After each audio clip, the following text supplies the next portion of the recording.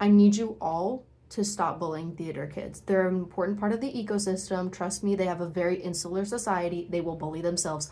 Stop it. So I have seen Wicked 3 times in theaters.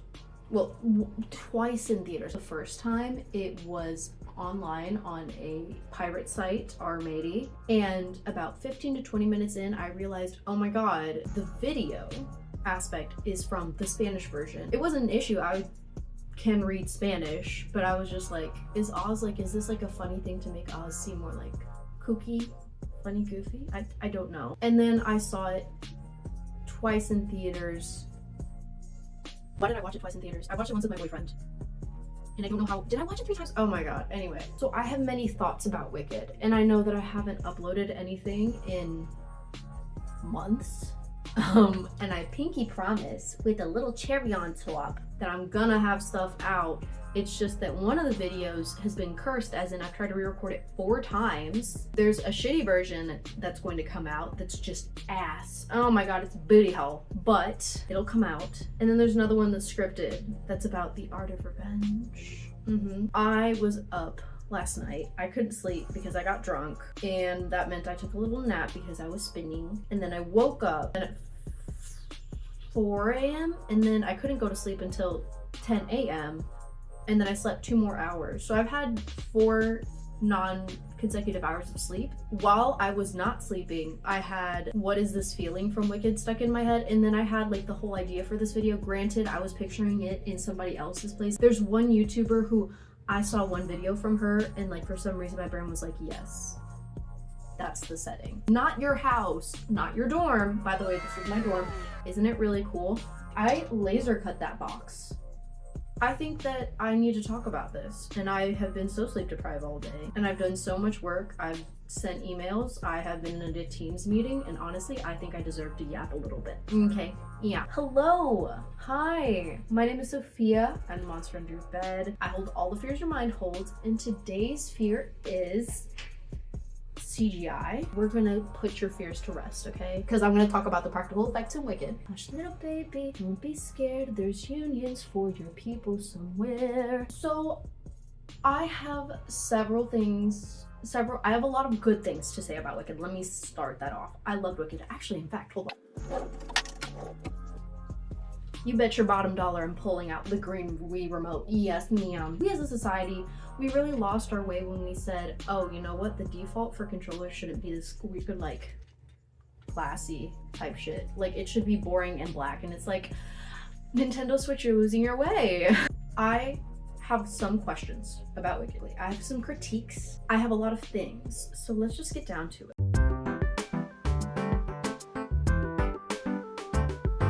First off, I have made fun of theater kids in the past. I was never a theater kid, I was a choir kid. I've been in 3 productions in my entire life. My credentials for choir are much longer, and I will go into them later because they are important to critiques I'm gonna make. With that being said, I have always admired them as part of the pop culture ecosystem, okay? Think about it. Yes, they are so easy to make fun of because you are so gay, but they don't realize it even though they're in musical theater. And they're really some of the most talented people, because to be in musical theater, you have to be a triple threat, right? Sing, dance, act. And you have to have a presence. You have to be confident in what you're doing. You have to have stamina, you know, persistence, okay? You need to have the connections, because one of the reasons why I was never a theater kid was just because it's a very insular group. You know what I mean? You have to like know people, you have to be part of the squad. And if you're not, then why are you even here? But the thing is, some of the most important and influential people in the musical landscape of the 21st century have been theater kids, okay?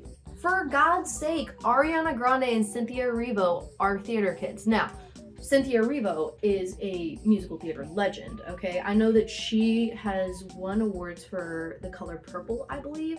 Don't quote me on that. I don't know her. Looked up Cynthia Erivo's discography, filmography, career, I wasn't familiar with her, but now that I am, now that I read her entire Wikipedia page, I must say I have to give her flowers real quick. So she has been in multiple movies. She was in Pinocchio the Blue Fairy, and for a lot of people that watched Pinocchio, like the live action movie that they made recently, everybody said she was the best part of it. She was in Harriet, she was Harriet Tubman. Apparently, she had a voice actor role in The Boss Baby, but that's not really important. She was a guest on RuPaul's Drag Race. She has been in so many things. And in theater, there's The Color Purple, which is the one that I was familiar with. She was in The Sister Act, which is, fun fact, one of my favorite movies. Jesus Christ Superstar. She was Jesus Christ? I met God, she's black. She was also Puck in A Midsummer Night's Dream. And I wanted to include this in the video because Cynthia Erivo is, in fact, she identifies as queer and bisexual. And I think that that is incredible for a queer black woman to really have this extensive discography, filmography, and I just think that it's a shame that she's not being appreciated for what she's doing, which is being Elphaba, one of the musical theater roles, okay? You don't know queer people that are as cool as Cynthia Erivo, do you? That's the kind of representation I want as a bisexual woman as well. Anyway, yeah, she has been in so many theater things, so many television and film things. She's gonna be in an adaptation of Children of Blood and Bone, which I've heard was really good. Yeah, just wanted to make that clear. Cynthia Erivo is also my favorite theater kid ever. I don't make lists of the top things in a year. However, last year, 2024, I did have Best Dressed, which was Cynthia Erivo, and I did have my top album slash records, whatever the music people say, which was What's Wrong with New York by The Dare and The Age of Pleasure by Janelle Monáe. Check those out. They were the soundtrack to my very messy breakup. Not messy, it was just really full of trauma. I guess that was my theater kid moment of the year. Anyway, Ariana Grande is one of the most influential artists of the 21st century, and she's a theater kid. Lin-Manuel Miranda, theater kid. I feel as if there are many more celebrities that I'm missing off the top of my head, but just know, behind every great person, behind every great production, there was a theater kid involved. That is very much the case with Wicked. It was one of those productions where I was like, every single person that was involved in this had a passion for it, okay? Nobody was doing this for a check. Nobody was doing this because, oh, it'll be good for a resume. Everybody that was involved in the creation of the movie Wicked was there to perform. They were there to make art. That is why I must ask you to stop bullying Cynthia Erivo and Ariana Grande for their shenanigans. I will say though, I need Ariana Grande to get therapy and a divorce, not necessarily in that order, okay? You guys like my pants? Look at these motherfuckers. I've gotten so many compliments on those, and they were not ones that I chose for myself. Like, my ex bought them for me. Enough said. I did thrift this sweater. Do you like it? I need to stay the fuck on track. I need to walk in. So, the hate for both of these women has kind of died down. But the thing that gets me is that it is unwarranted hate. It's for the silliest things. Like, people are making fun of them so intensely for like stuff that's arguably not as bad. People are making jokes about Diddy like, oh my god, the diddler, like, oh, you don't want to be caught with Diddy, whatever. But they are sending death threats to Ariana Grande and Cynthia Erivo for having codependent bond. Like, I need you to be sending death threats to a pedophile and a rapist. See, the thing is, while the Wicked press tour was happening, you can tell I'm gay because of how I'm sitting. It's very illogical. A lot of silly things were happening, okay? So Ariana Grande, as we know, was kind of adopting this kind of transatlantic accent for the role of Glinda. I'm gonna call her Glinda because I know that that's what she is at the end of the movie. She was also adopting a new look. People were making fun of that. They were also making fun of the fact that Cynthia Erivo and Ariana Grande were crying in like a lot of interviews. They were just very emotional about it. 10 matching tattoos, okay? And I need you guys to understand that is just how grown-ass theater kids are. Grown-ass theater kids that are doing their dream roles, okay? This isn't just a case of like, I'm trying to think of a minor theater production that like wouldn't be as big a deal, but I feel that if it's smaller, there is just an incredibly aggressive, intense group of fans about it. So I'm gonna say like a generic theater production like Guys and Dolls, okay? It's known, but it's never a dream role. Wicked is like the musical for girls who had a codependent relationship bordering on homoeroticism that just never happened, and then you never talk to that person again, and then it just kind of broke your heart because it was the first breakup you'd ever experienced, but it was platonic, kind of. So yeah. Oh my god, my hail. Whatever, I'm literally over this. Like, I have been depressed as fuck. I didn't realize that until a few days ago. I was like, wow, this is depression. I felt this before. No wonder I'm feeling creatively like malnourished. No wonder I'm not doing things that I like. You guys literally don't care. That's my bad. Ignore the hickeys. Like, this is just how theater kids are when they have a check, like a big ass check, and they are doing the role of their lives, okay? Oh, theater kids as a whole are overdramatic, but if you have not been in a theater production, you don't know what post-show depression is like, okay? It hits immediately afterwards and you're like, I'm never gonna be on stage again for this role. Acting is such an emotional industry, or an emotional task. And when you're doing theater, when you're incorporating your entire body into that, it's even more emotional. So like, let's give them a fucking pass. Thank you very much. And even the 10 matching tattoos, these are the roles, okay? These are the roles for musical theater. It's not even a case of, oh, these are really big roles, this is a really big opportunity, whatever. It's like, no, this is it. Moving on from that, her accent. Yes, we have trolled many an actor for method acting and like changing their voice. Austin Butler caught so much flack. But what bothered me was that people were like, oh, she's like being so fake. She's doing da-da-da-da, she's doing such and such. You're saying that because you think she got plastic surgery. And because she's on a bad press run. I acknowledge that. However, this is part of the job. Like, this is a big role. I think people are approaching this with not enough empathy for how big these roles are, because the performances in the movie, you can feel the years, the desire to be these people. You can feel that bleeding through the screen, okay? And as for the look, so this is gonna be a lovely transition because I feel like there's two different talking points when it comes to Ariana Grande's appearance in Wicked. On one hand, it's like, I need you to stop commenting on people's bodies, drawing more attention to someone's body if you think it's unhealthy. People thought that Ariana Grande was very skinny. It makes things worse, no matter what. And also, it's mean. Those are the things that I want to say when it comes to Cynthia Erivo and Ariana Grande, in terms of them being theater kids and people being like, that's literally so cringe, I'm going to make fun of you and stuff. And it's just like, you guys are being really mean. You're being really mean to two women that are performing the roles of a lifetime. And also, if you've seen Kristen Chenoweth and Idina Menzel's like little interviews, little bits in between when they were Galinda and Elphaba, bro, you don't know codependency until you've seen them interact on the Wicked set, okay?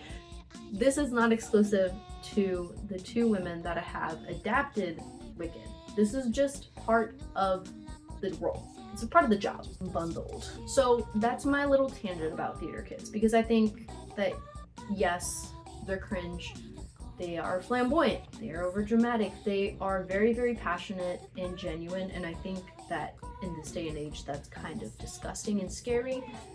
It shouldn't be. That's where we're at with theater kids. Stop it. They're so important to our ecosystem. You know what we wouldn't have if you guys had bullied Lin-Manuel Miranda out of existence?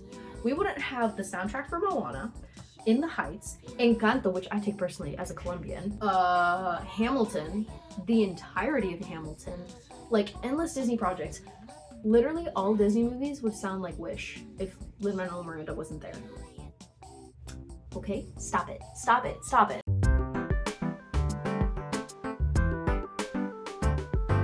I want to leave my critiques for this middle section because I want to end this off on a high note because I loved Wicked. I adored this movie so much. I'm probably gonna rewatch it again at one point. I want to show it to everyone. I told my mother about it, I told my father about it, and then they were little wimps about it because my dad was like, oh, it wouldn't be inaccurate to the original story. Father, cease You're yammering! Also, there's like a video idea that I've had for over like 6 months, and I have all the audio for, which is my dad going off on the movie 300 by Zack Snyder, because he is a world history teacher. It is littered with inaccuracies. I didn't even realize how many inaccuracies there were until we sat down. It will be so long. It's hard for me to edit just audio because I really need that like match up that visual thing, but that will come out eventually. I don't even remember what I was talking about. I have ADHD, I'm not good at this. So I did love this movie. However, I do have several critiques. What I was saying about Ariana Grande's appearance. The only thing that I think was weird was how they did her makeup, because I don't know if she has gotten lip fillers or not. The way that her lips were done in the movie were like glossy, and I have seen people with migrated lip filler, and because of, I don't know, the visual illusion, something, it looked like she had gotten lip filler, it had migrated badly.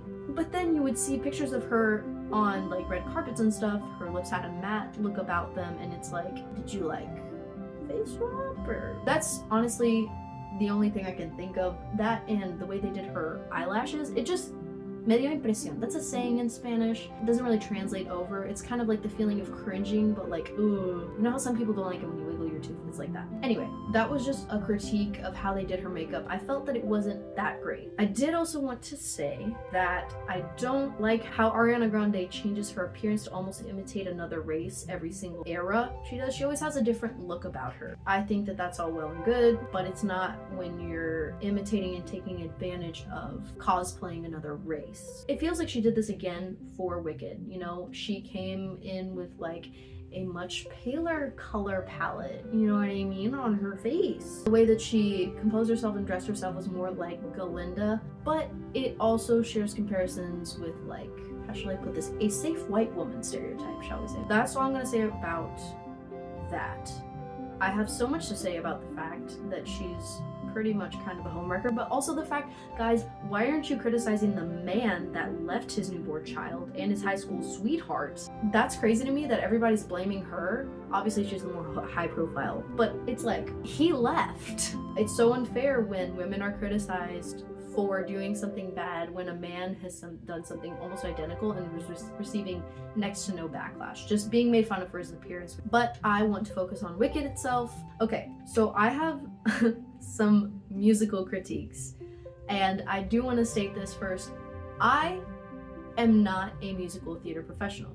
I did choir for 10 years of my life, pretty much. I did a professional choir. I got into districts twice. It would have been 3 times, but there was COVID, and I'm okay with that. And I was in a select choir in my high school that you had to audition for. Everybody that auditioned for districts got in, and several of our girls got into state choir.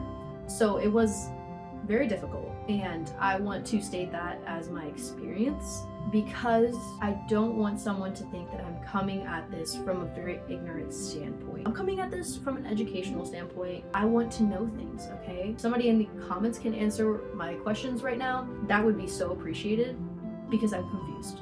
Why am I confused? There's several things. So Defying Gravity is one of the biggest musical theater songs. I'm familiar with it. I've never seen Wicked, the stage play. The first time that I saw it being performed was in Wicked the movie. I'd heard the song before. Obviously the Idina Menzel and Kristen Chenoweth version, but what always got me was how expansive Defying Gravity is. And Cynthia Erivo in a interview was talking about that. However, Defying Gravity is the opposite. It just keeps going. Yeah, it's like you have wind beneath your wings. Exactly. With Defying Gravity. And you can fly with, literally can fly with it. Yeah. God, her voice is incredible. What I'm confused by is, why were both Cynthia Erivo and Ariana Grande giving flat vocals at times? It really broke my heart when I heard Defying Gravity for the first time, and I was like, you know, expecting very round vocals, like, it's time to try defying Whoa, I'm so walking.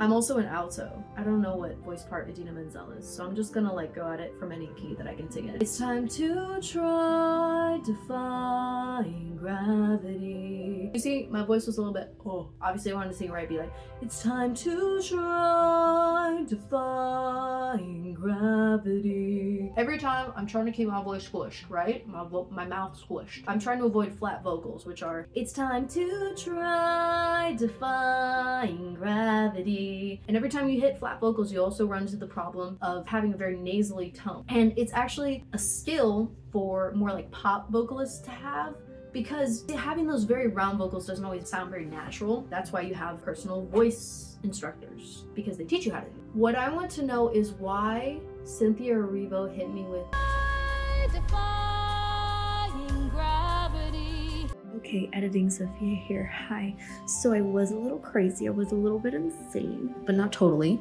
because the version of defying gravity that I'm thinking of while recording this video is the one that's in the movie itself. I make that distinction because if you play the official Wicked album on Spotify, whatever streaming service you're using, it's a different mouth shape. And I kept saying vocal shape in the video. I do apologize. Again, I was working off 4 hours of non-consecutive sleep, but I did want to make that distinction. And I also wanted to say there is a different technique of singing for musical theater than there is in choir, which is what I'm used to. And I felt that I should have been more respectful because it's a different style of singing.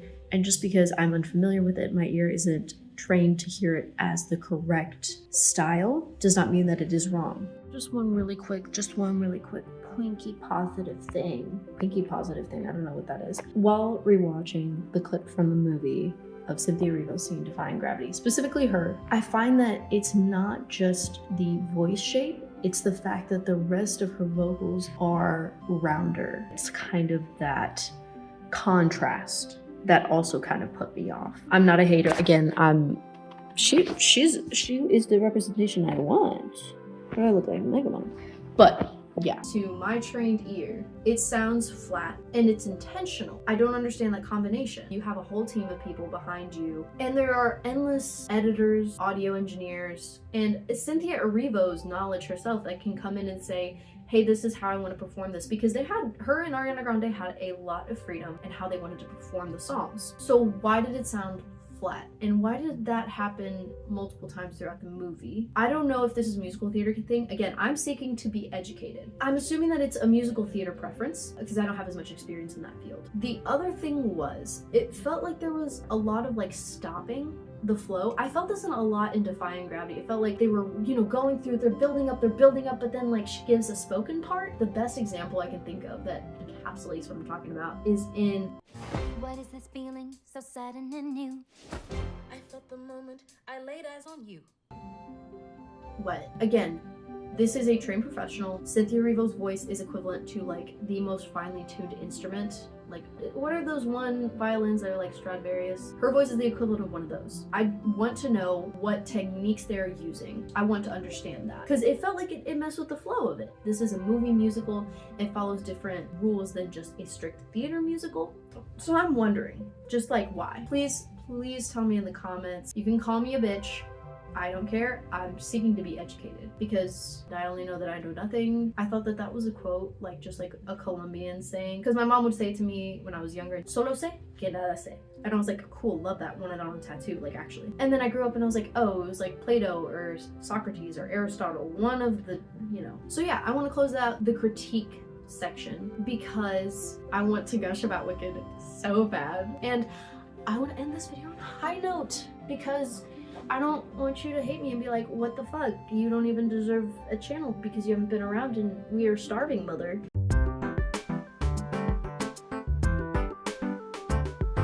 Oh my god. Okay, so it's time to crush about Wicked. Again, what I said at the beginning, every single person involved with this was a theater kid who's passionate about what they did. And you can tell starting off with the sets. I think that the sets might have been my favorite part of the movie besides the personal interpretations of Galinda and Elphaba by Cynthia Erivo and Ariana Grande. I keep calling them their full names and that's because I don't know them. So I watched this video that was about the set designer for Wicked, and he was the same guy that did the set design for Interstellar. I haven't seen Interstellar because I know that there's like time travel and iffiness, and that's always like something I don't enjoy. My head doesn't like that very much. I don't have a good perception of time. The way that he speaks about everything is just so refreshing. Recently are a lot of directors, I'm specifically thinking about Marvel, where they have interesting ideas and narratives and characters, but they lean so heavily on the special effects to do the heavy lifting that they forget that they have to have heart. When you have practical effects, especially for a movie musical, I think that that's very important for a movie musical, and why the Wonka movie felt a little bit off. I actually really like the Wonka movie, okay? It's a whimsical message against capitalism. Why are you hating on it? Not the music though. I don't remember any of the songs from the Wonka movie, like actually, except for like Triple O Light Fantastic, and that's from the second Mary Poppins movie. I'm just realizing that now. The complexities of the set designs are just gorgeous. I feel that when you do CGI special effects, speaking as somebody that has experience in that area with like 3D modeling, motion graphics, so on and so forth, you don't think of a space being used. You're making the space because you need it for an image. But when you're doing set design, you need to think, oh, I need to have these dancers from point A to point B in this amount of time, so I need to make sure that the space is large enough to accommodate that. The library set with the rotating things was gorgeous. The choreography involving those just looks so fun. I'm dying to know how those are going to be repurposed, or if they want to give them to me. I have nowhere to put them, actually. Do you think this room is big enough? No, it's barely big enough for 2 people, okay? And my ego needs a 3rd place. The sets, again, in love. I think that it was the best part of the film, and I think that when we are making new stuff now, we really need to lean more towards practical effects, because also there's no union for CGI VFX artists. The fact that it was for a theater production, I think that was another reason why they did that. It just gave the whole film more heart. So the acting was so good. I love it when actors want to be where they are. Ariana Grande is my favorite theater kid. Okay, yes, all right. I know I said all this stuff before, but you know what I will say again? Ariana Grande is my favorite theater kid. She wanted to be Glinda so bad. You could smell it. You could smell it through the screen. You know her ass switched up her perfumes to smell like Glinda. You know that bitch had a new schedule. She had a planned clothing routine in my head. Every little movement, just the little flops and stuff, I've pulled that exact move before. She's literally me, except I'm not racist towards animals. Yeah, Jonathan Bailey also was a great, oh my goodness, what's his name? Tipolo? Whatever the fuck his character's name was. I described him as entering the narrative very bisexually, and I stand by that. Cynthia Erivo, she brought this melancholic pain to Elphaba that I can't even vocalize, but it's giving like the middle school girl that like, you know, she's had a rough life. She's more introverted and she doesn't want to try it that anymore. She's just going to stick to her studies. And like, that is a real experience so many middle school girls have had. I had. And then she fleshes it out to that struggle, that pain, stretching on to adulthood. And it's like, how did you see into the soul of Elphaba? But I admire her so much for carrying herself with the poise and the pain that Elphaba holds. In those moments where, you know, she has personality traits like her excitement that Galinda normally has, and when Galinda gets shy and stuff, thinking of the dancing scene, I did shed many a tear. It's just they complemented each other so well. And again, you wouldn't be able to get this chemistry if they were just a celebrity casting. I can't imagine anyone else playing these characters at all. All the other side characters, I believe, also did good. They all carry themselves with whimsy. Again, I was thinking of Wonka a lot. Dr. Seuss books, those sort of vibes of just like, hee hee, everything is so silly. Disgustingified. Ugh. I'm also thinking of Barbie Life in the Dream House, the TV show. Yes, that is my comfort show. I'm not going to elaborate on that. And how in that, they just come up with words. They're just like, ah, that's so gorge. Of course, they were then like, did you mean gorgeous or gorgelicious? No, Barbie. I mean gorge, as in gorgeous. Oh, that's just horrible. I think that all the little bits in the script, the way that actors moved, that it just seemed that there was some sort of lilt to their actions. I also want to point out, this is world building. I guess I'm gonna have a little section on world building as well. When the dance scene happens, Fiyero, right, Jonathan Bailey Fiyero, aka Anthony Bridgerton, my goat. He does a dance and then everybody kind of copies him and it all becomes kind of a group dance, like the way that line dances are learned. Oh my god, I've used my phone so much. I actually bought a camera recently to film on. And then it's just bad.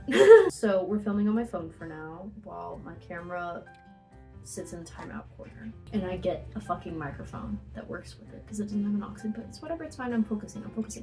Then later on, you see that Elphaba tries to do the same thing and everybody's like, ugh. And then Galinda joins and everybody else joins. And I just thought that was such a little beautiful bit of world building where it's like, you know, a group thing. Everybody can come up with their own dance and then it could be adopted by the group. Pretty interesting and neat. I don't know, again, I don't know a lot about Wicked. I've only seen this. I think I tried to read the book once and then I got like a page and I was like, ew, cheating.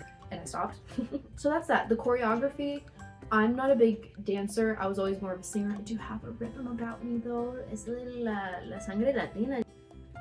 I can't say much about it, but I do like that the smallest actions were choreographed. This wasn't just, you know, strictly the dances. It was also just the way that like Galinda always has her foot out, the like hand movements, everything was just so tight and so perfect. Yeah, I don't have a lot to say about the choreography, but I do want to say that. The vocal performances out of everybody, by the way, were incredible. Oh my god. The last note on The Wizard and I,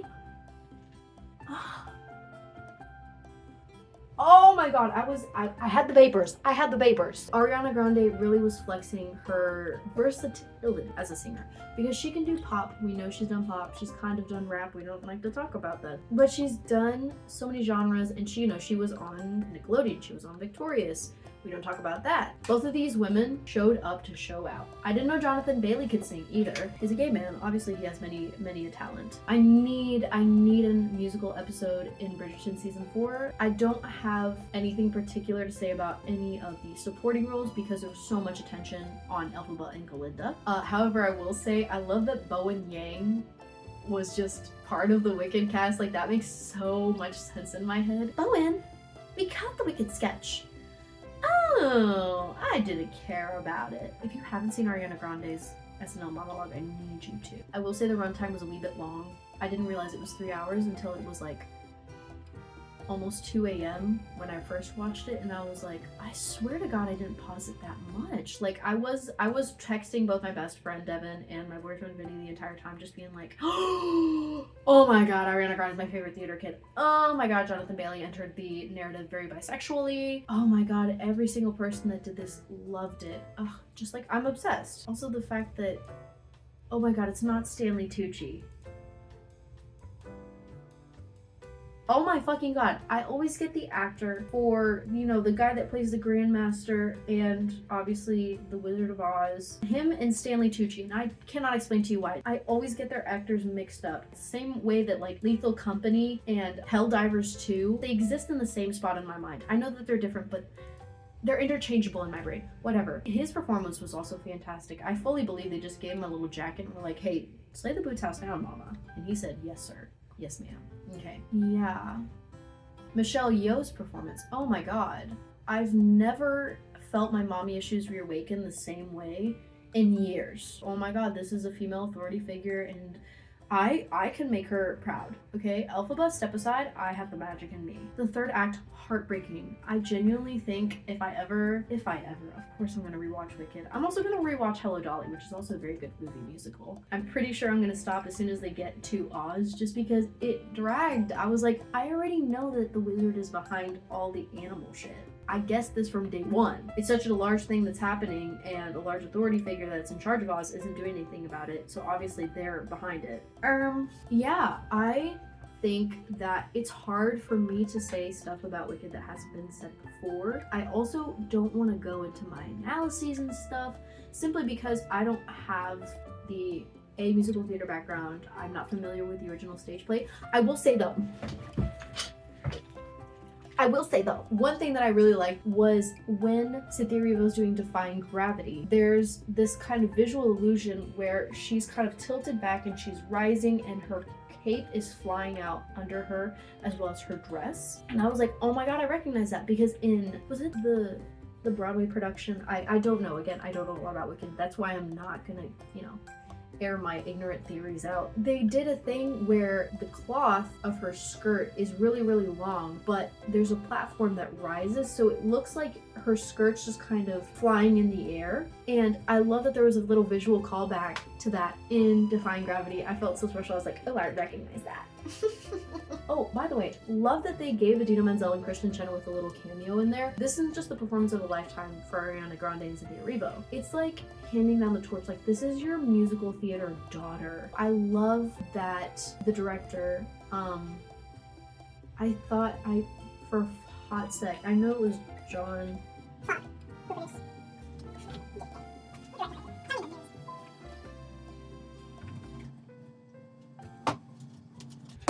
I fucking knew his last name was Chu. I was about to say Michael Chu, who used to be the lead hero designer and creative director of Overwatch. I knew it was Chu. It's John Chu. John Chu is a scholar of the theater. Love that he was like, you know what? I know what these roles mean. I know what this movie means, this musical means to everyone. And I'm gonna bring the OGs back. It was such an experience. I was so moved. I was just enraptured. And Wicked is saving the movie industry a little bit. We're bringing back practical effects. We're bringing back actors and set designers and directors. Everybody wanted to be there. Everybody wanted to make a film that would be remembered. And that isn't just like, oh, well, it did really good on Netflix and it went straight to streaming and stuff. No, people were showing up to watch Wicked in theaters. I think that this is a sign to make smaller budget movies because they have that more natural feel that sets and locations have instead of a fuck ton of VFX, you know what I mean? I'm grateful that Wicked was made, and I'm overjoyed that every single person got to be involved in it. Cynthia Erivo and Ariana Grande were just so passionate about what they were creating with an incredible, talented woman by their side, holding their hand the whole way, even in the press interviews when she was doing the finger tapping thing. To have that partnership and that bond in such a high stress environment to create the moment of a lifetime. It's just something that cannot be overstated, and I was about to cry there for a hot sec. Don't even look at me. This has been a blast. I don't feel sleep deprived anymore. I literally bought a Monster. I bought the green can because I was like, I'm not gonna make it. I'm simply not gonna make it. And I'm really glad that I talked about Wicked. This will be a quick release. I'm pretty sure I'm gonna be able to finish editing this like tonight. Thank you so much for watching. I normally don't post content like this. I'm more of an analysis more than a review channel. However, I've found that my reviews of video games and like movies and albums and stuff have made people want to watch them. So maybe that'll happen in the future. I don't know. But if you like analysis, you like video essays, come along. I'm a student. I have been depressed and I didn't know. So that's why there hasn't been any content. I was not prepared to make anything while I was in school, and that was an error. I was erroneous in thinking I could do that. But thank you all so much for watching. Please do watch Wicked. Again, I know I'm late to the party, so you definitely have. Literally, Luigi Mangione saw Wicked. What is your excuse? Hope you all had a lovely Valentine's Day. I did. Yeah, I hope you guys have a very, very lovely day. Thank you so much for watching. Also, can I show you guys my desk really quick? This is gonna be like a little quick, like just a split second desk tour, okay? So this is my Lego set. It is the Animal Crossing Airlines thing. This is a painting I made of my sunflower suit dude. That is my Blasphemous 2 Collector's Edition. This is my Dredge desk mat. Isn't it so cool? I'll put like a picture maybe on screen. Because I love Dredge so much. Oh my god, the physical copy of Dredge is coming out in like 10 days. I did respond to the email because Black Salt Games sent out an email that was like, oh my god, respond to this email, you get a code for the free game, whatever. And I was like, oh my god, my drunk ass is gonna be so excited to pull that bitch out when I'm in an awkward social situation. Anyway, continuing. This is another Animal Crossing Lego set that I have. This is a sand dollar. That's a Jägermeister bottle. That's my bisexual flag. This is the laser cut box I made for a playset for a class. This is a map of the entire Blasphemous 1 game, and it is one of the best things I own. My boyfriend printed it out for me. Thank you so much, Vinny. I love you very much. God, I love my nails. Anyway, bye!